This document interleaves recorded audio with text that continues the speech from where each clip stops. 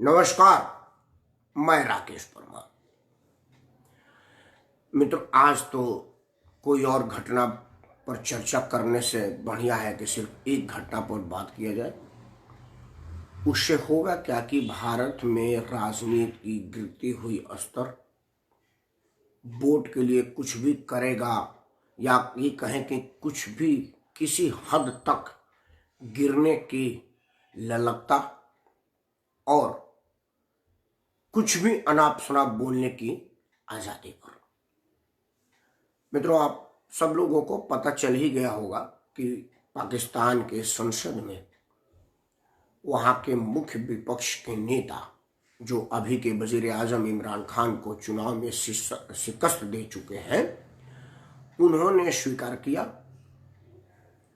कि जब हमारे अभिनंदन को पाकिस्तान के लोगों ने पकड़ा, जब वो अपने MiG-29 से उनके शक्तिशाली F-16 को मार गिराए थे, इसी स्थिति में वो सीमा पार उनका जहाज दुर्घटनाग्रस्त हो गया और उन्हें इंजेक्ट करना पड़ा और वो पाकिस्तानी सीमा में हवा के दबाव की वजह से गिर गए।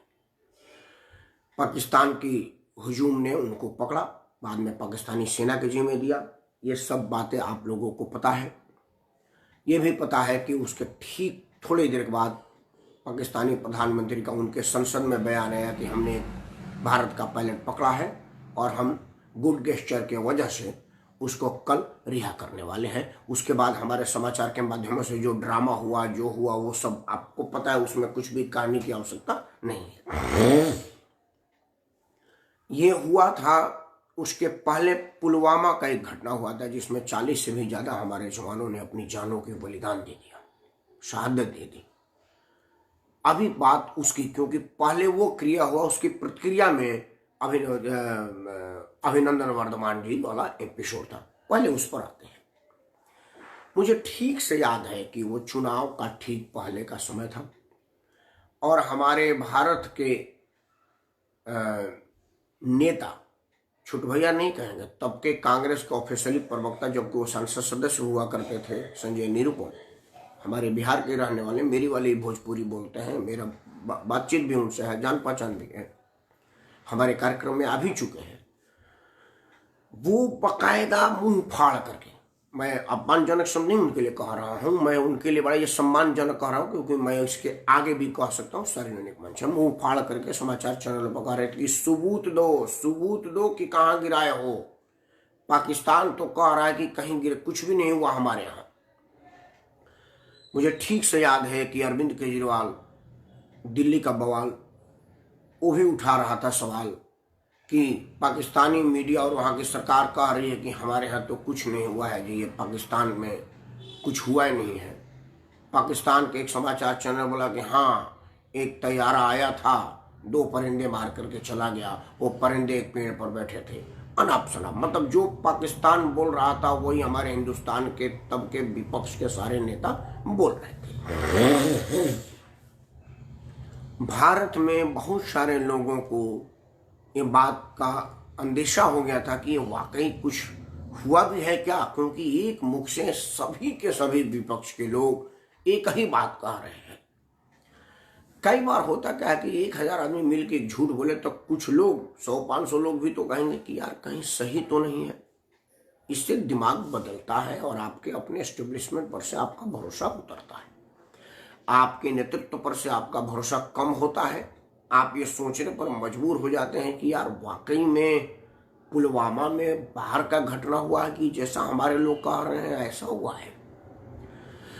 सब के सब लोग कह रहे थे, एक मुंह से चुने हुए जनप्रतिनिधि कह रहे थे, बड़े बड़े नेता कह रहे थे पुलवामा में। एक आदमी ने तो बाकायदा नाम रखा कि हमारे सुरक्षा सलाहकार श्री अजीत डोभाल जी से की जांच की जाए, कॉल डिटेल पता चल जाए तो पता चल जाएगा कि पुलवामा का घटना किसने किया था। मतलब वो सीधा श्री अजीत डोभाल जी पर इल्जाम लगा रहे थे कि उन्होंने लोगों को मरवा दिया ताकि चुनाव में लाभ लिया जा सके।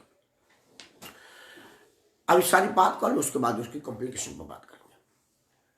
ये बात करीब करीब सभी विपक्ष के लोग कह रहे थे दबे मुंह। फेसबुक पर, सोशल मीडिया पर भी ये बात चलने लगा था कि ये RDX आया कहाँ से, इतनी दूर पहुंचा कहाँ से, ये मतलब तर्क इतना बढ़िया से गढ़ रहे थे कि करीब करीब लोग ये सोचने पर मजबूर हो गए कि यार वाकई इसमें कुछ है का, क्योंकि बिना आग का धुआं तो होता नहीं है। अगर हर जगह धुआं फैला तो कहीं आग है। इस मानसिकता को प्रबल बल मिल रहा था तब की स्थिति में, और कई लोग इस बात को सोचने पर मजबूर हो गए थे कि जो लोग विपक्ष के लोग कह रहे हैं क्या वो सही है। खैर, उसके बाद उन आतंकवादियों को पीछा करते करते इनकाउंटर्स हुए। उसके बाद पता चला कि एक कैंप है जहां से ये सारे लोगों का प्रोडक्शन होता है। उस कैंप पर हमारे जवानों ने हमला किया, हमारे विमान गए, उनको मार गिराए, उनका पूरा तहस नहस कर दिया। हालांकि पाकिस्तान के प्रधानमंत्री ने अपने कुछ दिन के बाद के बयान में कहा था कि भारत कौन सा जगह में भूल रहा हूं कि कैसा कुछ और घटना करना चाहती है, एक और अटैक करना चाहती है, हम इस बात के लिए तैयार हैं। मतलब पाकिस्तान का प्रधानमंत्री तब भी ये कहा था कि कुछ पालघाट या पालघाट कुछ ऐसा जगह था जहां बम गिराया था, मैं वो नाम भूल रहा हूं। तो पाकिस्तान का प्रधानमंत्री का कहीं कोई चर्चा नहीं हुआ, कहीं कोई समाचार नहीं आया, कहीं उसका कोई फुटेज यहाँ पर नहीं दिखाया गया। क्योंकि तब भारत में चुनाव चल रहा था और कोई नहीं चाहता था कि मामला डिरेल हो जाए। विपक्ष चाहती थी कि हमने ये लोगों के दिमाग में डाल रखा है कि जी पाकिस्तान के लोग कह रहे हैं, जनता कह रही है, सरकार कह रही है कि कोई बमबारी नहीं हुई है तो नहीं हुई है, और पाकिस्तान के लोग को छोड़िए हमारे हिंदुस्तान के लोग कह रहे थे कि पुलवामा घटना हम ही लोगों ने करवाया है, इसलिए कि इसमें चुनाव में फायदा हो गया। लोगों को इस बात का भरोसा नहीं था, लोगों को अपने नेतृत्व पर भरोसा था, नरेंद्र मोदी पर भरोसा था। उन लोगों ने उन विपक्ष के तमाम लोगों को मुंह तोड़ जवाब दिया और नरेंद्र मोदी को भारी बहुमत से विजय किया। वो मामला खत्म हो गया, क्योंकि वो चुनाव भर के मुद्दा होते हैं। चुनाव होता है तभी आपको गाय गोबर दिखेगा, चुनाव होगा तभी आपको ये बीफ दिखेगा, चुनाव कई चीज चुनावी मुद्दा होता है। चुनाव खत्म, मुद्दा खत्म, उस पर चर्चा नहीं होता। चुनाव भर तो खूब होता है। पुलवामा वाला घटना भी चुनाव तक हुआ, चुनाव खत्म, लोगों को मुंह की खानी पड़ी विपक्ष की। उसके बाद पुलवामा पर कभी कोई चर्चा नहीं हुआ। यहाँ तक कि पुलवामा शहीदी बलिदानी दिवस पर भी कोई बहुत ज्यादा बयानबाजी नहीं है। ना ही किसी ने कहा था कि अजीत डोभाल से पूछो, ना ही कहा था कि नरेंद्र मोदी से पूछो। हो गया। अब आते हैं आज संसद में, जब वहां स्वीकारोक्ति हुई, वहां के लोगों ने कहा, फिर अभी के विज्ञान एवं तकनीकी मंत्री फयाज चौधरी जो कि मंत्री है, आप सबको एक बात जानना होगा, आप सब जानते भी होंगे कि संसद में जो लोग बयान देते हैं वो आधिकारिक बयान होता है। वो झूठ बोले सत्य बोले, वो बयान आधिकारिक होता है। वो सामान्य जलसे में कहा गया, हाँ ब्रजेश भाई नमस्कार, समान जलसे में किया गया बयानबाजी नहीं है कि कोई आदमी एक समान जलसे में बोल रहा है कि कुछ जुमला बोल दे चुनावी वाहवाही के लिए, तालियों की गड़गड़ाहट के लिए, लोगों के उसके लिए नहीं। संसद में जो बयान होता है वो आधिकारिक बयान होता है, वो रिकॉर्ड पे रहता है। 1952 में हमारे संसद में क्या वार्तालाप हुआ, क्या पत्रचार हुआ, क्या बहस हुआ, वो सब आज भी रिकॉर्ड में है। आप सब सुनते होंगे, लोकसभा स्पीकर, राज्यसभा का चेयरमैन, उपसभापति कहते रहे कि ये रिकॉर्ड से हटा दिया जाए, रिकॉर्ड से हटा दिया जाए, नथिंग गोइंग इन रिकॉर्ड। आप लोग सुनते होंगे कि कोई रिकॉर्ड में नहीं जा रहा है, सिर्फ मंत्री जी की बात जा रही है, कृपया शांत रहिए, आपका आवाज रिकॉर्ड में नहीं जा रहा है। मतलब वो कह रहे हैं कि आप बेमतलब चिल्ला रहे हैं, आपकी बात रिकॉर्ड में नहीं जा रही है। मतलब कल को कोई आप देखना चाहेगा तो आपका बात नहीं जाएगा सदन में। आप इसीलिए बोल रहे हैं कि आपकी बात रिकॉर्ड में है और लोग उसको जाने कि आपने सदन में क्या कहा था। भारत और पाकिस्तान की स्थिति है, पाकिस्तान में भी संसद में यही बात है, वहां पर भी बात रिकॉर्ड की जाती है। वहां भी जनाब स्पीकर जो होते हैं वो कहते हैं कि फलाना जी के बाद के अलावा और कुछ नहीं जा रहा है। उस स्थिति में ताकि आधिकारिक बयान पर कल नेता विपक्ष ने कहा कि जी अभिनंदन की तो बात छोड़िए, अभिनंदन की बात की, मैं उस मीटिंग में था। मतलब जो कोर कॉन्फिडेंस मीटिंग होती है, हमारे यहाँ भी नेता विपक्ष के साथ मीटिंग होती है, रक्षा मामले पर, वित्त मामले पर, विदेश मामले पर। वो एक बंद कमरे में मीटिंग होती है जिसमें हमारे पक्ष विपक्ष और निष्पक्ष के नेता रहते हैं। हमारे प्रधानमंत्री जो मीटिंग करते हैं उसमें विपक्ष के नेता कैसे राहुल जी, सोनिया जी, जो लोग हो वो जाते हैं। उस मीटिंग में वो कह रहे थे, हाँ राहुल जी नमस्कार, मैं आपकी बात, अच्छा पहले आपकी बात पढ़ दूं। पुण्य पांडे को नमस्कार। शर्म से डूब मरना चाहिए केजरीवाल जैसे नेता को, जिसने देश की कैपिटल में रह के बहुत बड़ी दिल्ली की असेंबली में बोला था। मैं वही अभी एक एक लोगों का एक्सप्लेन कर रहा हूं। मैंने केजरीवाल का नाम लिया था, मैंने संजय निरुपम का नाम लिया था, इन लोगों ने कई लोगों का नाम। मैं कहा था कि समस्त विपक्ष ये कह रहा था, इस विषय पर भी चर्चा करेंगे क्योंकि ने असेंबली में बात कहा था, उसकी कंप्लीकेशन में आएंगे। पहले स्थिति की साक्ष्य रखें ताकि लोगों को समझ आवे कि कितना खतरनाक स्टेज है। तो नेता विपक्ष ने कहा था कि मैं उस मीटिंग में गया था। हाँ, नमस्कार पंडित जी। तो उसमें हमने देखा कि जी हमारे विदेश मंत्री का पांव कांप रहा है, वो थरथरा रहे हैं, पसीना तरबतर हो रहा है, हालत उनकी बड़ी खराब है। प्रधानमंत्री मतलब वजीर आजम तो आने की हिम्मत ही नहीं कर सके, वो तशरीफ नहीं ला सके, तशरीफ लाए विदेश मंत्री। और उन्होंने कहा कि खुदा के वास्ते अब इसको जाने दीजिए, नहीं तो शाम के 9 बजे तक हिंदुस्तान मतलब महाभारत महान पाकिस्तान पर बमबारी कर देगा, अटैक कर देगा। आपको याद होगा, यहाँ रुकते हैं इस बयान को, नरेंद्र मोदी की बयान चलते हैं। नरेंद्र मोदी तब गुजरात में थे, आम चुनाव चल रहा था, गुजरात में गुजराती भाषा में उन्होंने संबोधन किया था।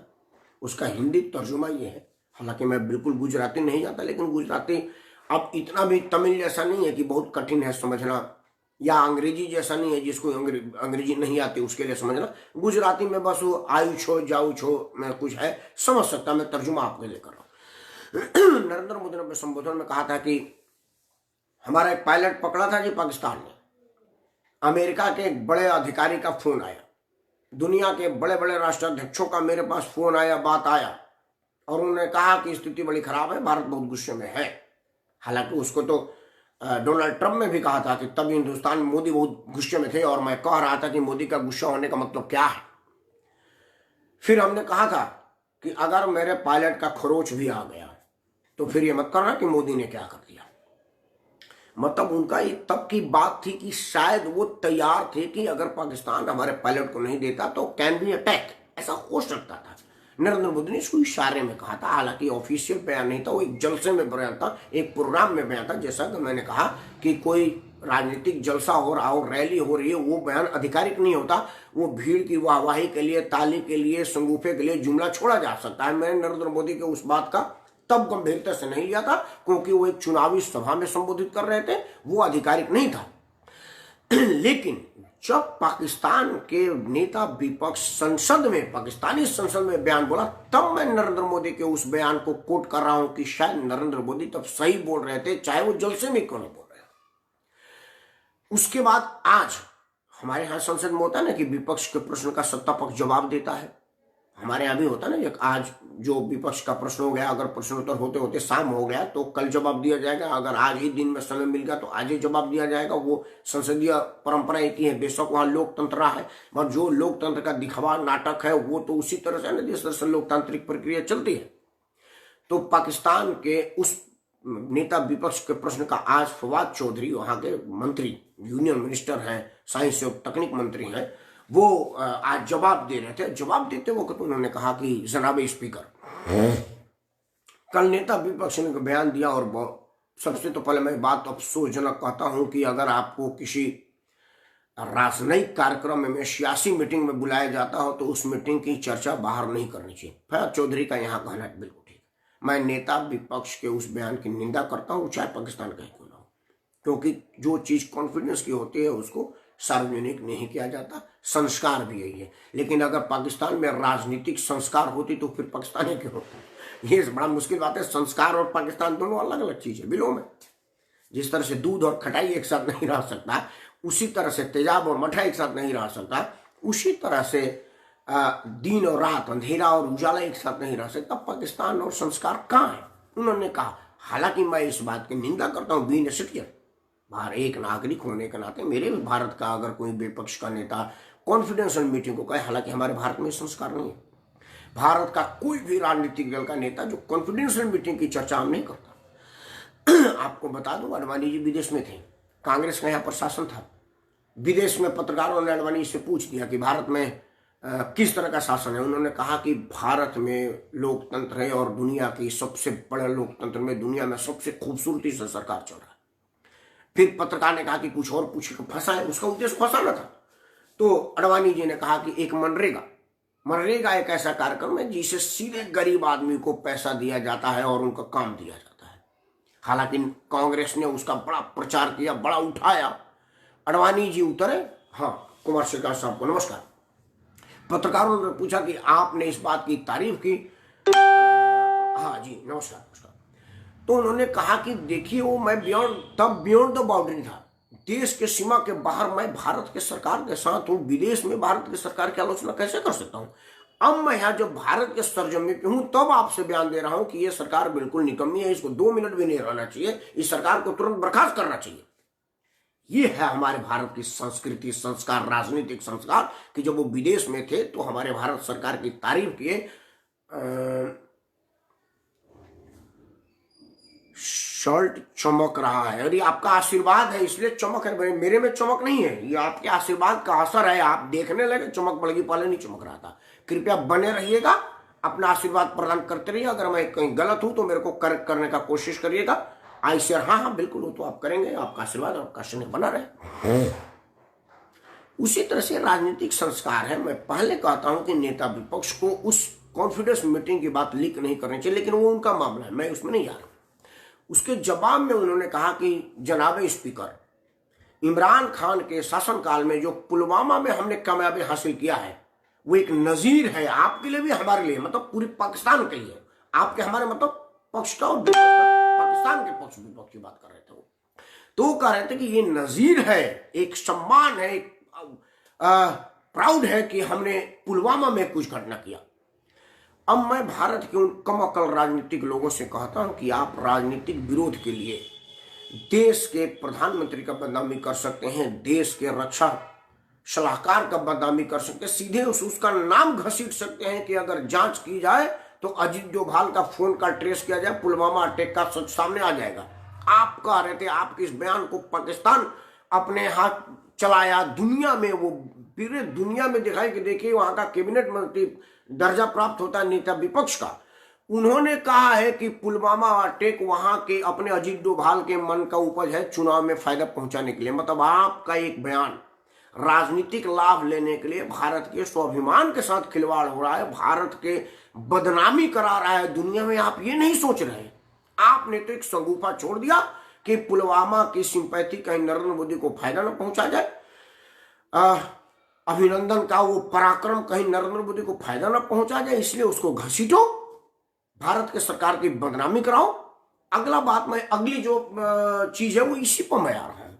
अब जबकि ये प्रमाणित हो चुका कि पुलवामा का अटैक पाकिस्तान ने कराया था, अभिनंदन को छुड़वाने के लिए भारत की सरकार ने अपनी सारी जोड़ लगा दिया था कि अगर नहीं आता है तो ये चींट बजा देंगे।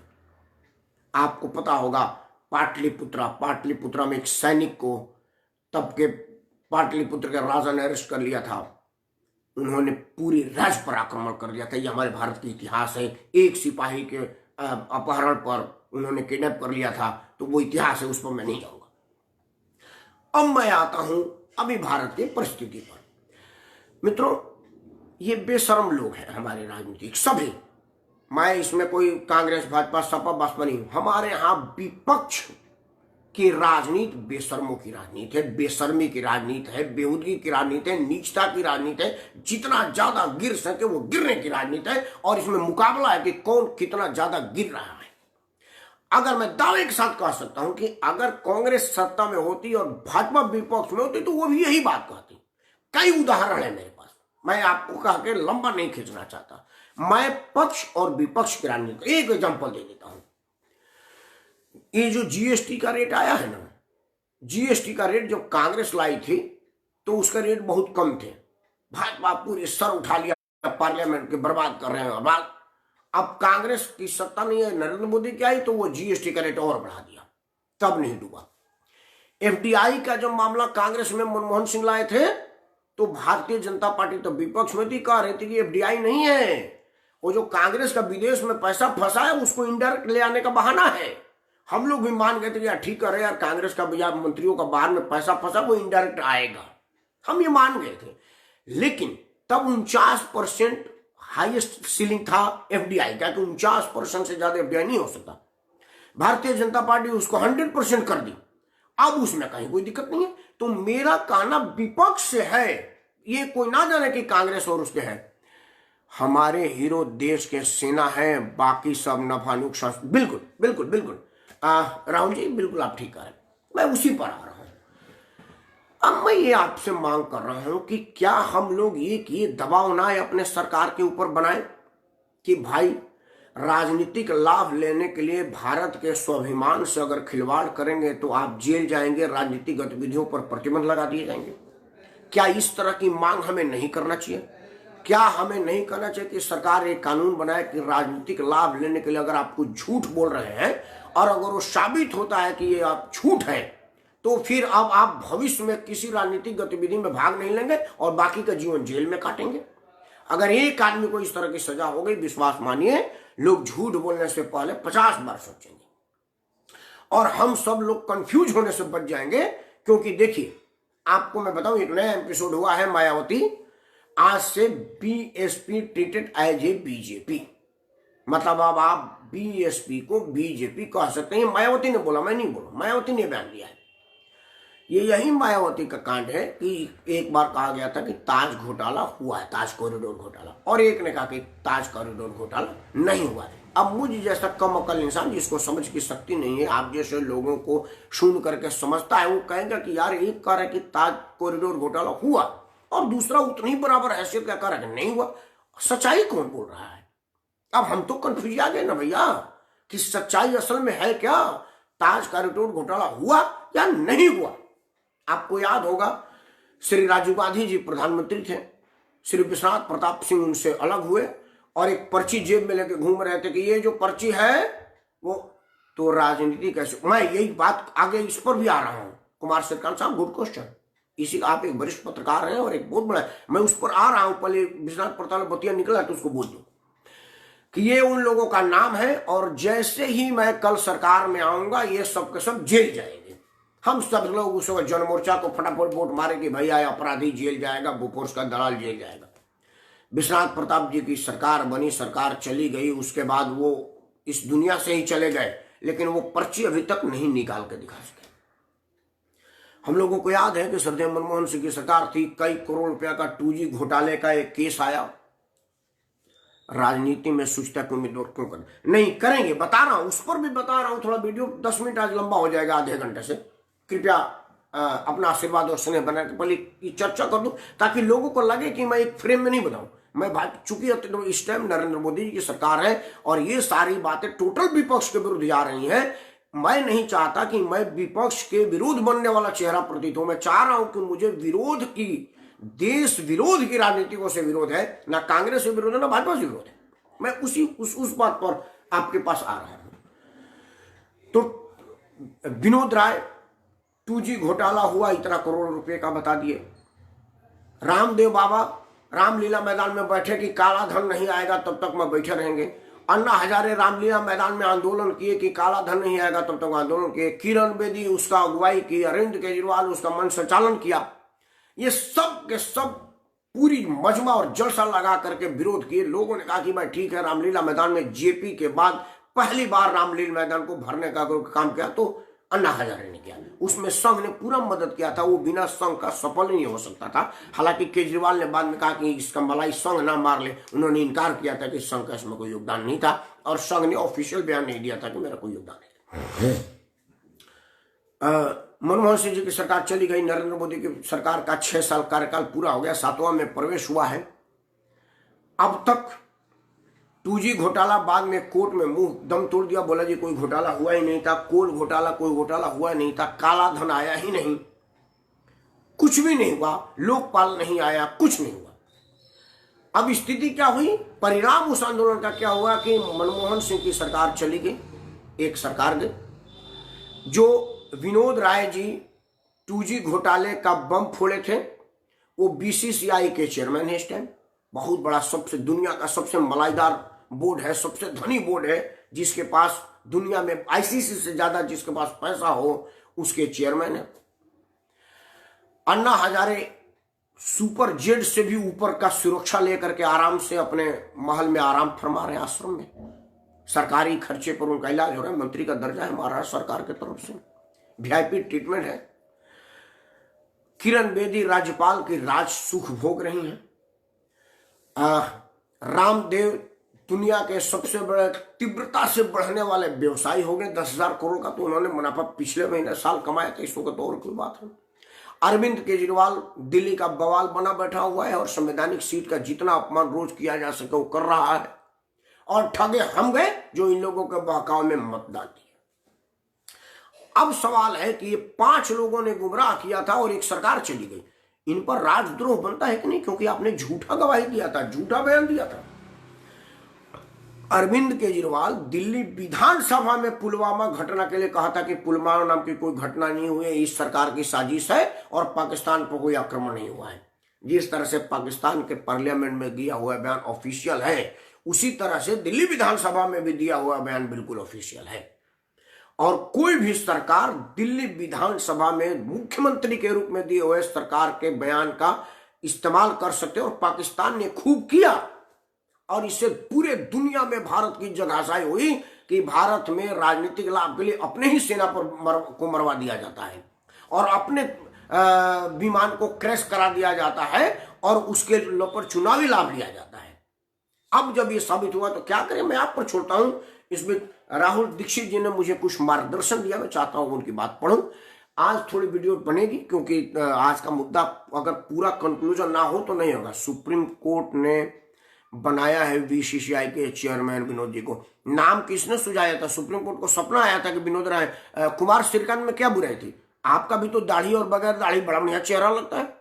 बीसीसीआई के चेयरमैन बनने के लिए आपकी काबिलियत नहीं थी क्या? विनोद राय ने कभी बल्ला पकड़ा है क्या? विनोद राय कभी गली क्रिकेट भी खेले हैं क्या? बीसीसीआई का चेयरमैन सुनील गावस्कर को बनाती, कपिल देव को बनाती, महेंद्र अमरनाथ को बनाती, लाला अमरनाथ को बनाती, विशम सिंह बेदी को बनाती, बहुत से नाम है। तब मैं मानता। विनोद राय कौन? Who is Vinod Rai? What is the capacity?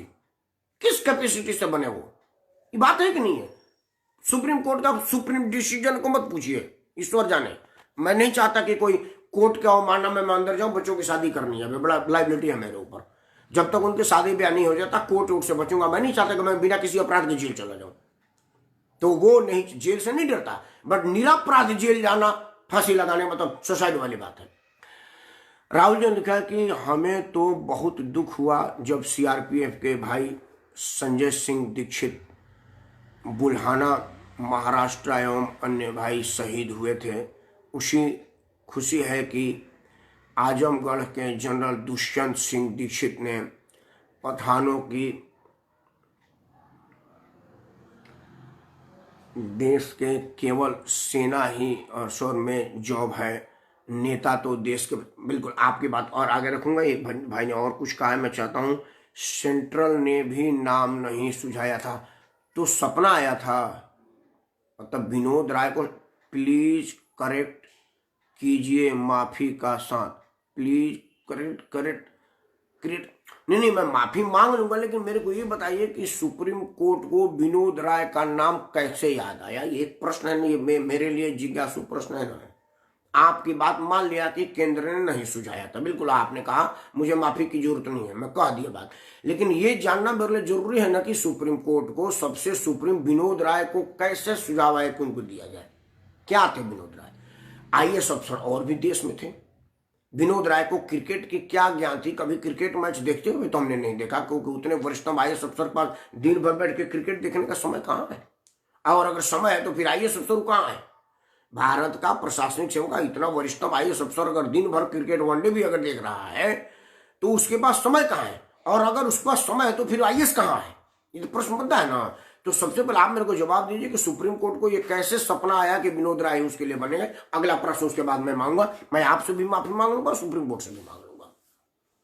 खैर, तो मेरा ये कहने का मतलब है कि जो हमारे यहाँ विपक्ष बयानबाजी करती रहती है, जिसका दुनिया मिसयूज करती है, मैं फायदा उठाती है और आपको चुनावी लाभ मिलते हैं और हम ठगे हुए महसूस कर रहे हैं, ये इसका अंत कहाँ होगा?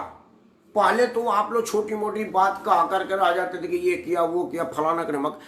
अब तो ये राष्ट्रद्रोह का मामला है ना भाई, कि आप अपने ही सुरक्षा सलाहकार को सैनिकों के हत्यारा बना करके पेश कर रहे हैं अपना राजनीतिक लाभ के लिए। और बाद में पता चलता है कि भाई उसने तो भरपूर प्रयास किया था कि इसका बदला जितना जल्दी से जल्दी लिया जाए। असल तो साजिश करता पाकिस्तान की सरकार थी। जिसका मंत्री अपने पार्लियामेंट में स्वीकार कर रहा है। मैं इन्हीं बातों के आपके सामने रख रहा हूं कि इस तरह की बयानबाजी का एक चुनावी मुद्दा बनना चाहिए। असल में हम लोग आरक्षण मिलेगा कि नहीं इस पर मुद्दा बनाते हैं और लोग चुनाव घोषणा पत्र में उस चीज की दावा करते हैं जो है ही नहीं। वो लोग कहते हैं कि हम कोविड-19 की वैक्सीन देंगे, जिसका भी आविष्कार ही नहीं हुआ। 11 तारीख को चुनाव हो जाएगा, मतदान 10 तारीख को है लास्ट मतदान बिहार में, 11-12 तारीख तक उसके निर्णय आ जाएंगे। लेकिन अभी जो वैक्सीन बनी ही नहीं उसको देने का वादा हो गया। और किसी एक आदमी, ना तो चुनाव आयोग ने पूछा कि भाई ये तू क्या कह रहा है, ना देश की जनता ने पूछा, जिसके सामने आप बयान दे रहे हैं कि मैं आपको कोरोना का वैक्सीन दूंगा। सत्यनेशी भारत के कुमार श्रीकांत जी अपने जो 5 बजे से कार्यक्रम करते हैं अपने चैनल पर, उन्होंने इस बात पर एक कार्यक्रम किया था, मैं भी उसमें था। मैं तो ये कहा कि अगर मैं बिहार में होता तो बड़ा कंफ्यूज हो जाता कि एक वोट मेरे पास है, मैं वैक्सीन लूं कि रोजगार लूं, किसको दूं भैया, रोजगार के नाम पर दूं या वैक्सीन के नाम पर दूं? और दोनों ही नहीं है, रोजगार की कोई गारंटी नहीं है, वैक्सीन का कोई आविष्कार नहीं है, तो मतदान दूं किसको? मैं बड़ा कंफ्यूज हो जाता। लेकिन अच्छा था कि बिहार में ससुराल है, मतदान नहीं है। कुमार सिंह प्लीज करेक्ट कीजिए, माफी, मैं माफी 2 बार मांग लेता हूँ, माफ करिए माफ करिए माफ करिए, बट कृपया मेरे को ये बताइए कि सुप्रीम कोर्ट को ये कहाँ से ख्याल आया कि ये विनोद राय होंगे? हमको ये बता दीजिए, हम आपसे माफी मांग लेंगे। हमको ये बता दीजिए कि किरण बेदी को राज्यपाल बनाने के पीछे क्या थे? आईपीएस अफसर तो और भी थे, महिला भी बहुत थी। हमको ये बता दीजिए कि अरविंद केजरीवाल क्या अन्ना हजारे की उसी मूवमेंट को मुंह बना करके मुख्यमंत्री नहीं बन गया? ये बता दीजिए। अन्ना हजारे जिन मुद्दों को लेकर के राजनीति में आए थे, जिन मुद्दों को लेकर के हल्ला किए थे, वो सबका सब सॉल्व हो गया। और अगर नहीं हुआ तो 6 साल से अज्ञातवास में काहे वो क्वारंटाइन हुए हैं भैया?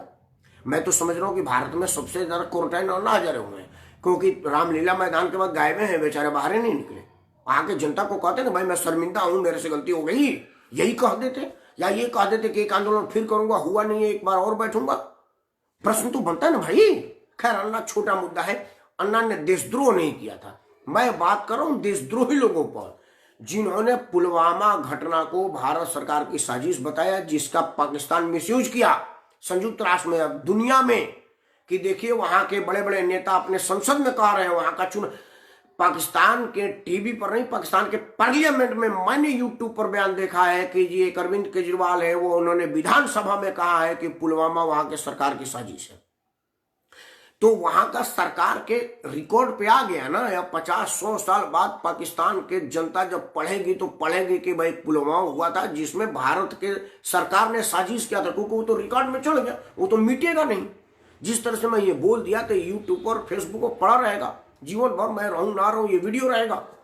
उसी तरह से वो वहां का रिकॉर्ड बन गया ना भाई। मेरा कुमार श्रीकांत साहब, ये आप लोगों से और आप जो प्रबुद्ध लोगों से यही अनुरोध है कि कृपया इन सब बातों पर या तो आप पूरी राजनीति को झुठला दें, तो किस किस को झुठलाएंगे? भाजपा, कांग्रेस, सपा, बसपा सब एक ही थाली के चट्टे बट्टे हैं, सब आपस में एक ही पैग में से दारू निकाल के मारते हैं, कहते हैं कि तू कल इस मुद्दे पर चिल्लाइयो, मैं इस मुद्दे पर चिल्लाऊंगा। ये बदलना चाहिए, ये सूरत बदले। हम लोग जो राष्ट्र भक्त हैं, राष्ट्र के नायक हैं, हम तो अपने आप को आप लोगों को राष्ट्र नायक मानते हैं, क्योंकि आप ही राष्ट्र निर्माण करते हैं, आप ही सरकार निर्माण करते हैं। तो आप सब लोगों को इस विषय पर सोचना पड़ेगा कि आखिर ऐसा क्या करें जिससे इन लोगों का झूठ बयानी, देशद्रोह वाले बयानी पर लगाम लगे। मेरा मुद्दा आज यही था, और मैं चाहता हूं कि कृपया ये मेरे वीडियो को शेयर करें, लाइक करें, अपने अपने जनसमूह में पहुंचाएं, ताकि सरकारों तक पहुंचे कि देश की जनता जाग चुकी है और वो जान चुकी है कि हम झूठे लोग हैं, मकार लोग हैं, राजनीतिक फायदे के लिए देश के गद्दार लोग हैं, देश के गद्दार लोग हैं, देश के गद्दार लोग हैं। इन बातों को मैं बिल्कुल क्षमा मांगते हुए नहीं कहूंगा, क्योंकि अगर आप देश के गद्दार नहीं होते तो अपने चुनावी लाभ लेने के लिए आप इतने बड़े सेना के पराक्रम को झुठलाते नहीं, इतनी बड़ी पाकिस्तान के साजिश को भारत का साजिश बताते नहीं। यही होगा इसमें। हाँ, और राहुल जी आपने शेयर करते, बहुत अच्छी बात है, इसको और भी ग्रुप में करिए। मैं और लोगों से कहा जो भी आपके माध्यम से सुने। मित्रों, आप सब इसको आवाज दें, अपने अपने सोशल मीडिया पर अपने बयान दें, अपने वीडियो लगाएं, ट्विटर करें, फेसबुक पर डालें, जहां भी जो भी सोशल मीडिया हो वहां ये बात प्रचारित करें कि देश की जनता ये जानना चाहती है कि आप राजनीति के लाभ। आदरणीय प्रेमनाथ द्विवेदी जी को सादर प्रणाम। ये देश की जनता जानना चाहती है कि आप राजनीतिक लाभ के लिए जो राष्ट्रद्रोह का काम कर रहे हैं उस पर आप पर कौन सा मुकदमा बनता है। मैं तो समझ रहा हूं कि मुकदमा तो सिर्फ एक ही बने कि अगर आप राजनीतिक लाभ के लिए कुछ भी झूठी बयान देते हैं, कुछ भी, जैसे ताज कॉरिडोर हुआ, एक कारण नहीं हुआ, बोफोर्स में दलाली हुई, दूसरा कारण नहीं हुई। अगर दलाली हुई तो दलाली लेने वाला पार्टी आगे से राजनीतिक गतिविधि में शामिल ना हो, और अगर नहीं हुई, झूठी बोली गई है, तो इल्जाम लगाने वाले पार्टी राजनीतिक गतिविधि में शामिल ना हो। एकमात्र तरीका, और बयान देने वाला आदमी बिहाइंड द बार हो, बस, और कुछ नहीं। हम लोग हिंसा पर विश्वास नहीं करते कि उनको गोली मार दिया जाए। हम योगी जी के मंत्रिमंडल, मतलब योगी जी का आत्मा मेरे में नहीं घुसी है कि उनको गाड़ी में बैठा करके पुलिस 5-7 किलोमीटर की यात्रा करा दें, क्योंकि वो तो आधा किलोमीटर में ही काम हो गया था। दुबे जी तो बेचारे जा रहे थे, सारी मीडिया थी, बैरियर पर रुकी और आधा किलोमीटर के बाद गाड़ी पलट गई। एक का थोड़ा सा खेत में गया, टायर पंचर हो गया, ब्लास्ट हो गई थी ना। एक हमारा गाजीपुर का सबसे बड़ा अपराधी है, वो कह रहा है कि मेरा heart, BP, sugar, AIDS, cancer सब हो गया, भैया मैं जेल से बाहर नहीं निकलूंगा। उत्तर प्रदेश में जब तक जोगी सरकार है, मैं ना तो पैदल जाऊंगा, ना गाड़ी में जाऊंगा, ना जहाज में जाऊंगा, ना रेल में जाऊंगा, मैं जाऊंगा ही नहीं। मेरे को गोली मारना, जेल में मार लो, मैं बाहर नहीं निकलूंगा। इस तरह की सिचुएशन मैं लोकतंत्र में इसको नहीं मानता, लेकिन ये जरूर मानता हूं कि अगर इस तरह की राष्ट्रद्रोह काम करने वाले को पूरा जीवन जेल में सड़े और राजनीतिक गतिविधि में सम्मिलित ना हो, और वो लोग भी जो लोग इस बात का समर्थन करते हैं। इन्हीं शब्दों के साथ आप सबसे विदा लेने से पहले एक बार पुनः प्रार्थना करते हैं कि अगर आपको लगता है कि मेरा यह मांग सही है तो मेरे वीडियो को शेयर करें, लाइक करें और अपना आशीर्वाद प्रदान करें, ताकि देश की जनता आपके माध्यम से जाने कि हमारे राजनेता लोग राष्ट्रद्रोह तक कर सकते हैं राजनीतिक लाभ लेने के लिए। मतलब उनका राष्ट्र से कोई मतलब नहीं, उनका मतलब उनके राजनीतिक लाभ से है, वो चाहे पक्ष हो या विपक्ष हो। भारत में लोकतंत्र मजबूत रहे, ईमानदारी से राजनीति हो, सुचिता की राजनीति। एक बार, हाँ, 1 मिनट, कुमार श्रीकांत साहब ने सुचिता की राजनीति की थी। कुमार श्रीकांत साहब, आपको एक बात बता दूं कि राजनीति अगर आप किसी बढ़िया मुद्दे को करेंगे ना, अन्ना हजारे ने राष्ट्रद्रोह का मुद्दा नहीं उठाया था, पूरा रामलीला मैदान भर गया था। लोकनायक जयप्रकाश नारायण ने किसी राष्ट्रद्रोह का मुद्दा नहीं उठाया, पूरा गांधी मैदान पटना भर गया था। आप अगर कोई बढ़िया, एक खिरनार था, ईमानदारी की 100 बात बोला, पूरा 30 उसके साथ हो गया, वो बेचारा फिर पृष्ठभूमि से गायब हो गया। मैं ये कह रहा हूं कि आप ये मुद्दा उठाइए कि अगर मुझे सरकार बनाने का मौका मिलता है तो अभी 5000 किलोमीटर रोड बनता है, मैं 7000 किलोमीटर बनाऊंगा। अभी 4 कॉलेज बनता है, मैं 40 बनाऊंगा। अभी 2 मेडिकल कॉलेज बनाता है, मैं 6 बनाऊंगा। और वो बना, वो स्वास्थ्य सुविधा ऊपर उठाने की बात करे, आदमी की जीवन शैली ऊपर उठाने की बात करें। हर गांव में अभी तक 70-72 साल में हम गांव में शुद्ध पेय जल नहीं दे पा रहे हैं। हर गली में पानी बिक रहा है। इससे भी ज्यादा शर्म की बात हो ही नहीं सकती, जहां पर पानी पिलाना सबाब का काम है। लेकिन अब मेरे ख्याल से देश का ऐसा कोई शहर नहीं रह गया हो जिसके गली में सुबह 5 बजे से नींद आपकी पहले मुर्गा के बांध पर खुलती थी, चौकीदार के तान पर सुनती थी, अब खुलते कि पानी ले लो। मतलब पीने का पानी जो सुबह सुबह मुफ्त में मिलने चाहिए, वो एक व्यवसाय हो गया है। रिक्शा ठेला और हाथ रिक्शा पर छोटे छोटे बच्चे 5-5-7 साल के, खैर वो बेरोजगारी के मारे हैं, उनके पिता का लॉकडाउन में काम छूट गया है तो वो कर रहे हैं, वो उनके काम की मैं तारीफ कर रहा हूँ। लेकिन जो पानी बिकवाने का काम कर रहे हैं हमारे देश में, सरकारों को डूब मरनी चाहिए कि आपके राज्य में आपके नाक के नीचे पानी बेची जा रही है।